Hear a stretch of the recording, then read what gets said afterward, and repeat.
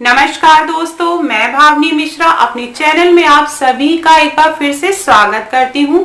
कैसे हैं आप लोग? आशा करती हूँ आप सब स्वस्थ और सुरक्षित होंगे। इस वीडियो में मैं आपसे शेयर करने जा रही हूँ करवा चौथ से जुड़ी हुई बहुत सारी महत्वपूर्ण बातें, बहुत सारे सवालों के जवाब जो मेरे वीडियोस पे आ रहे हैं, जिसमें मैंने पूजा विधि बताई है, करवा चौथ की थाली के बारे में बताया है, चंद्र भगवान को अर्घ देने के बारे में बताया है। तो उससे बहुत सारे सवाल आए थे, जैसे सरई क्या है, करवे में क्या रखना है, करवे का क्या करना है, चौकी कब सजानी है, पूजा कब करनी है। तो ये सारी बातें मैं इस वीडियो में आपसे शेयर करूंगी। साथ में मैं बताऊंगी करवा चौथ से जुड़ी हुई कुछ सावधानियां जो हमें जरूर रखनी है।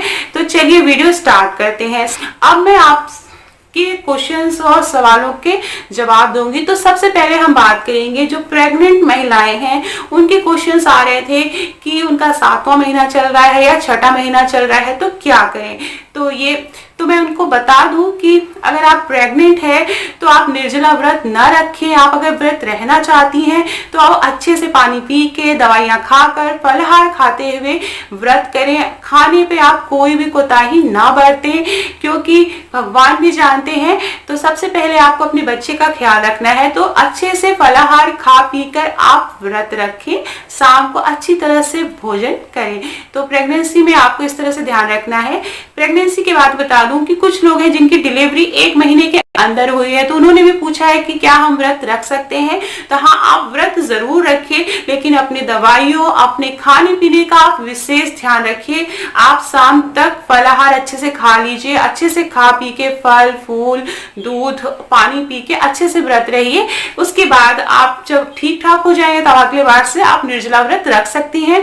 प्रेगनेंसी वाली महिलाओं, गर्भवती महिलाओं के लिए भी मैं यही कहूंगी कि जब आपका बच्चा हो जाए सही सलामत, आप उसके बाद आप फिर से निर्जला व्रत आप कंटिन्यू कर सकती हैं। फिर अगला क्वेश्चन है कि पूछा गया है कि किस रंग का वस्त्र पहनना शुभ होता है। क्या हम नीले या काले रंग के वस्त्र पहन सकते हैं। तो कोई भी, मैं आपको बता दूं, कोई भी जब हम पूजा पाठ करते हैं तो चुनरी प्रिंट की साड़ियां पहनते हैं, कलरफुल कपड़े पहनते हैं, लाल, गुलाबी, पीले, ये वस्त्र जो है वो पूजा के लिए शुभ माने जाते हैं। और आप देख सकते हैं माता रानी की भी फोटो आपने कहीं भी देखी होगी, तो उसमें वो लाल रंग के ही कपड़े पहने होती हैं। इसीलिए करवा चौथ के दिन अगर आप लाल रंग, गुलाबी रंग, इस टाइप से मिले जुले कलरफुल आप कपड़े पहनते हैं तो ज्यादा शुभ होगा। वैसे भी सुहागन महिलाओं को कलरफुल कपड़े ही पहने चाहिए, खास करके अगर आप तीज त्योहार या व्रत रख रहे हैं तो। अब अगला क्वेश्चन आया है कि मलमास है तो क्या हम व्रत रह सकते हैं। इस बार मलमास है, तो मलमास, बहुत से लोग, मलमास जब होता है, इस साल मलमास बीत चुका है अभी, तो मलमास के समय जो व्रत होते हैं, आप अगर कोई व्रत पढ़ रहा है, शुरू करना है तो आप नहीं रह सकते हैं। लेकिन मलमास बीत चुका है तो आप अगर इस बार पहला करवा चौथ व्रत रखना चाहते हैं तो आप जरूर रख सकते हैं। आप करवा चौथ का व्रत रख सकते हैं। उसके बाद पूछा गया है कि चौकी कब हटाएं। जो हमने पूजा की हुई है, जो चौथ माता की पूजा करते हैं हम चौकी पे, तो चौकी कब हटाएं। तो उसके बारे में मैं बता दूं कि चौकी जो है वो अगले दिन सुबह हटाई जाती है। सारा सामान अच्छी तरह से सब हटाया जाता है। इसका वीडियो भी मैंने बनाया है और मैं एक वीडियो और डालूंगी कल इससे रिलेटेड कि चौकी कैसे हटाएं, वहां पर सुहाग कैसे ले, प्रसाद कैसे ले, प्रसाद किसको दे। तो चौकी हटाने की सारी विधि मैं बताऊंगी। तो चौकी हटाने से ही मुझे एक बात और याद आई है कि कोई भी आप पूजा या व्रत कर रही हैं तो आप जो भी चूड़ियां नहीं पहनते हैं या जो भी अच्छे से पहनते श्रृंगार करते हैं, तो उसे कभी भी पूजा के बाद आप तुरंत से श्रृंगार का सामान ना निकालें, चूड़ियां ना निकाल के रख दें कि कम कर ली चूड़ियां पहनी रहिए 1-2 दिन तक, फिर आप उसको आप निकाल के बदल सकते हैं। तो इस बात का ध्यान रखिए, जो भी श्रृंगार का सामान आपने पहना हुआ है वो तुरंत से ना हटाएं। जब चौकी हटाएं तो वहां से बिंदी के पत्ते में से एक बिंदी लगा लें। वहां जो आपने चूड़ियां पहनाई है उसमें से 2-2, 3-3 चूड़ियां आप अपने हाथों में प्रसाद के रूप में जरूर डाल लें, और जो भी श्रृंगार का सामान उसमें से आप कुछ प्रसाद के रूप में जरूर रखें। तो ये अगले दिन चौकी का सामान हटाना है। अब कुछ कुंवारी लड़कियों ने पूछा है कि हम व्रत कैसे रहें, पूजा कैसे करें, श्रृंगार का सामान क्या हम चढ़ा सकते हैं। तो कुंवारी लड़कियों के लिए अभी इतनी पूजा विधि नहीं, आप व्रत रह सकते हैं। और जब तारे होंगे, क्योंकि चंद्र भगवान के दर्शन करके भी आप व्रत तोड़ सकते हैं, लेकिन वो जो विधि है चंडी में चांद देखना, आप शिव परिवार की पूजा कर सकते हैं। पूजा करिए, चंद्र भगवान को आप अर्घ्य भी दे सकते हैं। तो तारों की छांव में आप व्रत तोड़ सकते हैं, लेकिन वो चलनी में चांद देखना, क्योंकि आपकी भी शादी नहीं हुई है तो चलनी में चांद देखने की प्रथा आपको नहीं फॉलो करनी है।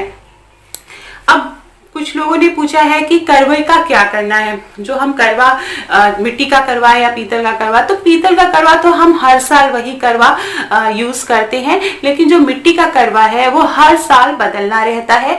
तो जो पुराना मिट्टी का करवा है, जैसे आपने जो करवा का पूजा कर लिया, तो जो मिट्टी का करवा है उसमें आप थोड़ा सा अन्न भर के आप कहीं पे भी रसोई में साफ सुथरी जगह बहुत संभाल के रख ले, करवा टूटने ना पाए, आपको ऐसी जगह रखना है। तो इससे ऐसा माना जाता है कि माँ अन्नपूर्णा का वास रहता है।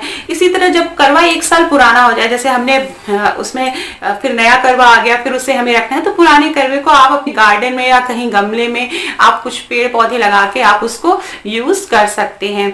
फिर कुछ लोगों ने पूछा है कि बाया की थाली जो है या सुहाग की थाली किसे दें। तो सुहाग की थाली सबसे पहला है, सबसे पहले किसको दी जाती है? सासू माँ को दी जाती है। तो बाया की थाली या सुहाग की थाली अपनी सासू माँ को देनी चाहिए। अब बहुत से लोग जो हैं बाहर रहते हैं, जिनकी सासू माँ नहीं रहती हैं, तो उन्होंने पूछा है कि किसको दे। तो आप अगर अलग से निकाल के रख लीजिए, आपको जब आप उनसे मिले तब आप उनको वो थाली, बाया की थाली या सुहाग की थाली दे सकते हैं। उनमें से बहुत से लोगों ने पूछा है कि हमारे फादर इन लॉ नहीं है, तो हम अपनी सासू माँ को क्या श्रृंगार का सामान दे सकते हैं? तो श्रृंगार का जो सामान है वो तो सुहागिन महिला को ही दिया जाता है, लेकिन आप अपनी सासू माँ को जरूर कुछ दीजिए। आप एक पैसा निकाल के दे दीजिए, आप उनके लिए साड़ी ला के दे दीजिए, तो उनको आप ऐसे दे सकते हैं, या एक अमाउंट जो भी आप 1000, 2000, 3000 आप अलग से निकाल के उनको दे सकते हैं। और जो श्रृंगार का सामान है वो आप अपनी किसी भी, आप कोई भी बड़ा है छोटा है जो सुहागिन है, आप उसको श्रृंगार का सामान दे सकते हैं। अगर आपके फादर इन लॉ नहीं है, आप अपने सासू माँ को नहीं दे पा रहे हैं। उनमें से एक किसी ने पूछा है कि मेरी मम्मी करवा चौथ पे आने वाली है, तो क्या हम उनको दे सकते हैं? तो हाँ, आप दे सकते हैं। आप किसी भी सुहागिन महिला को आप श्रृंगार का सामान या सुहाग की थाली दे सकते हैं, लेकिन जो सबसे पहला हक है वो आपकी सासू माँ का होता है, फिर ननद का होता है, फिर आप चाची, मामी किसी को भी दे सकते हैं। अब बहुत से लोगों ने पूछा है कि हम चंद्र भगवान को अर्घ कैसे देंगे, तो उसका मैंने वीडियो डाल रखा है, डिस्क्रिप्शन बॉक्स में आप लिंक देख सकते हैं। डिस्क्रिप्शन बॉक्स में मैं सारे पूजा विधि, पूजा की थाली और पूजा का सामग्री के अलग अलग वीडियो बना रखे हैं, आप वहां से देख सकते हैं। बहुत से लोगों ने पूछा है कि 2 करवे चाहिए या 3 करवे चाहिए, तो मैंने जो मैं पूजा करती हूँ वो 3 करवे से करती हूँ। उसकी पूजा विधि मैंने डाल रखी है, उसका वीडियो, तो कंफ्यूज मत होइएगा। ये एक रिक्वेस्टेड वीडियो मैंने बनाया था जिसमें 2 करवों से पूजा कैसे की जाती है, बहुत से लोगों ने पूछा था। तो मेरी सिस्टर जिस तरह से रहती है, मैंने वही पूजा विधि दिखाई है। तो 2 करवे में, 1 करवे में खाना भरा जाता है, 4 पूरी, 4 फरे, 4 बतासे, 4 मिठाइयाँ और इस तरह से। और दूसरे करवे में जल भरा जाता है। जिस करवे में जल भरते हैं उसी करवे से हम चंद्र भगवान को अर्घ देते हैं। तो अर्घ देने का जो तरीका है वो मैंने उसका वीडियो बना रखा है, तो आप वो देख सकते हैं। डिस्क्रिप्शन बॉक्स में मैं लिंक डाल दूंगी। अब बहुत से लोगों ने पूछा है कि पहले चलनी में चांद देखते हैं फिर अर्घ देते हैं, तो पहले चंद्र भगवान को अर्घ देना है, उसके बाद चलनी में चांद देखना है और फिर पति को देखना है। तो इस तरह से ये विधि हम फॉलो करेंगे। अच्छा, बहुत से लोगों ने पूछा है कि किसी काम से, जैसे पति हमारे पास नहीं रह रहे हैं, अभी कहीं प्रदेश में है, दूर है, जॉब के सिलसिले में बाहर रह रहे हैं, तो हम व्रत कैसे तोड़े, पारण कैसे करें? तो उसके लिए आप क्या करें कि ऑनलाइन का जमाना है, आप व्हाट्सएप कॉलिंग कर सकते हैं, वीडियो कॉलिंग कर सकते हैं, आप सामने, उसके बाद चंद्र भगवान को देख के आप सामने से देख सकते हैं। वीडियो कॉल या व्हाट्सएप कॉलिंग नहीं हो पा रही है तो भी आप फोटो देख के आप अपने व्रत का पारण कर सकते हैं। अब बहुत से ने पूछा है कि सपोज कि बादल है, चंद्र भगवान दर्शन नहीं दे पा रहे हैं, तो हम व्रत का पारण कैसे करें? तो उसके लिए मैं बता दूं कि आपने रिश्तेदारों, रिलेटिव से बोल के रखिए कि जहां पे भी चंद्र भगवान दिख रहे हो वहां की फोटो आप मंगा लें और उस तरह से आप चंद्र भगवान के दर्शन कर सकते हैं। दूसरा तरीका ये है कि चावल से एक थाली में चांद बनाकर उसे हम चलनी में देख के फिर पति को देखें, तो ये भी एक तरीका है। उसकी पूजा विधि भी मैंने बना रखी है, वीडियो मैं डिस्क्रिप्शन बॉक्स में डाल दूंगी, चंद्र पूजन विधि, तो आप उससे भी वीडियो देख के आप पूजा कर सकते हैं। तो 2 तरीके हैं, आप फोटो मंगा लें और या फिर आप जो है चावल के आटे से आप एक गोला बना के उनको चंद्र भगवान मानकर उनको जल्दी में देख के फिर आप अपने पतिदेव को देख सकते हैं। बहुत से लोगों ने पूछा है कि सरई क्या होती है, सरई क्या जरूरी है। तो मैं बता दूं कि इधर हमारे यूपी में सरई का विशेष महत्व माना जाता है। ये एक तरह की कुशा होती है जो आप अगर यूपी में रह रहे होंगे तो आप साइड में सड़क के किनारों पे आप देख सकते हैं। लेकिन जहां पे सरई नहीं मिल रही है तो कोई बात नहीं, वैसे भी मैं सारे वीडियो में बताती हूँ कि एक विधि होती है पूजा की, लेकिन उसमें से अगर कोई सामग्री नहीं मिल पा रही है आपको पूजा की तो कोई बात नहीं, आप ऐसे ही जो भी आपके पास संभव हो सके, जो भी आपकी यथाशक्ति हो, जो भी आप जुटा पाए, आप उसी में सच्चे मन से पूजा करें। क्योंकि करवा चौथ माता भगवान शिव माता पार्वती जो है वो श्रद्धा देखते हैं।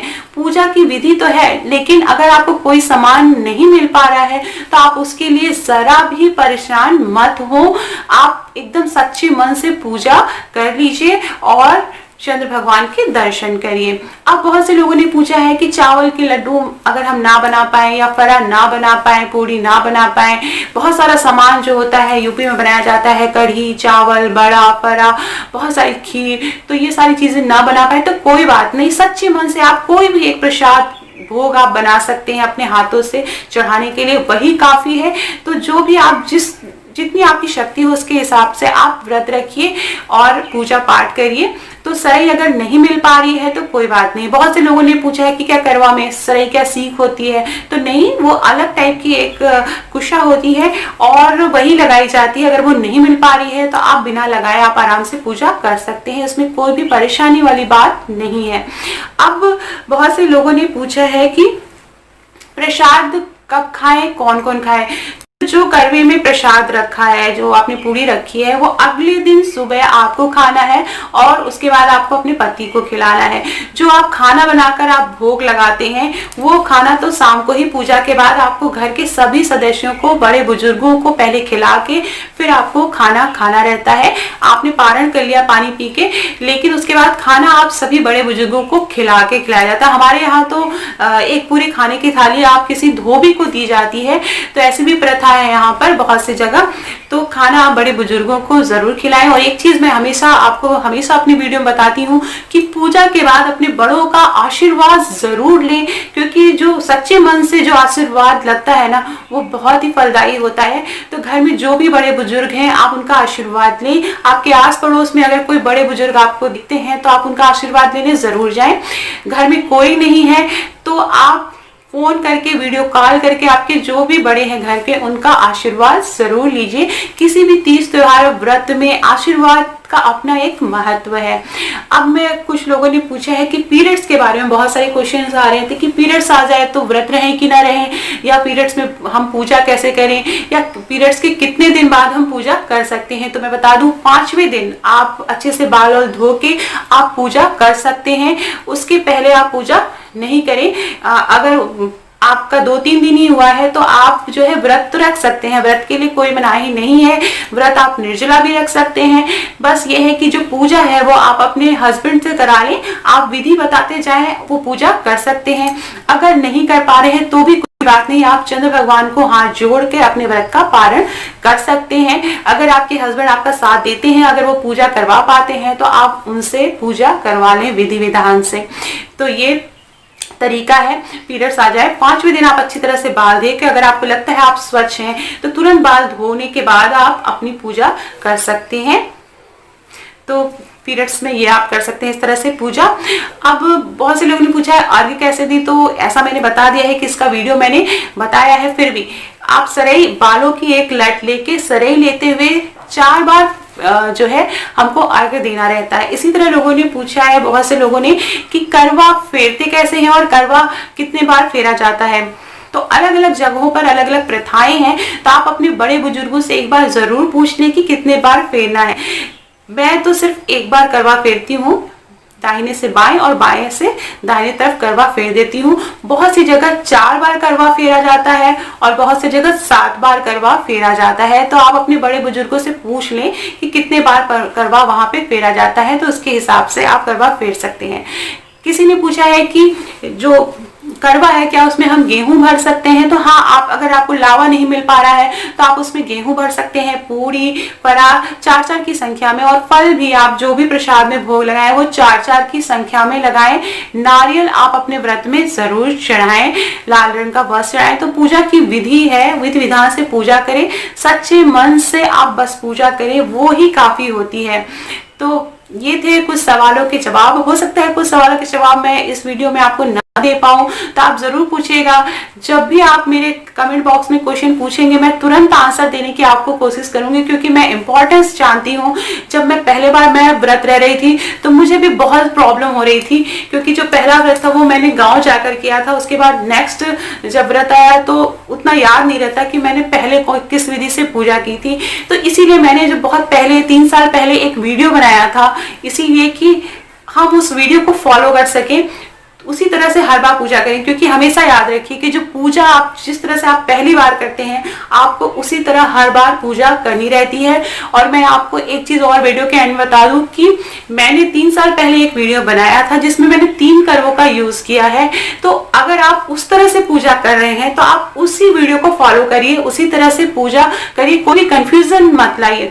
मैंने इस बार 2 करवों का एक वीडियो बनाया है पूजा का, रिक्वेस्टेड वीडियो था। बहुत से लोगों ने पूछा था कि 2 करवों से कैसे पूजा करते हैं, खाना करवों में खाना भरा जाता है तो उस तरह से पूजा कैसे करते हैं। तो ये जो पूरी विधि मैंने बताई है वो मेरी बहन की विधि है, वो मेरी सिस्टर इस तरह से पूजा करती है, तो वो पूरी विधि मैंने बताई है। तो पूजा की जो विधि है वो थोड़ी अलग अलग हर जगह होती है, लेकिन जो उसका फल होता है, जो उसकी प्रार्थना होती है, वो तो सबके बराबर है कि सभी अपने पति की लंबे आयु के लिए व्रत रखती हैं, सभी सुहागिन महिलाएं। तो सच्चे मन से, विधि चाहे जो भी हो, जो भी सामान आपको उपलब्ध हो पाए, लेकिन सच्चे मन से आप व्रत रखिए। इसी के साथ ये वीडियो एंड करती हूँ। आप सभी को करवा चौथ व्रत की बहुत बहुत शुभकामनाएं।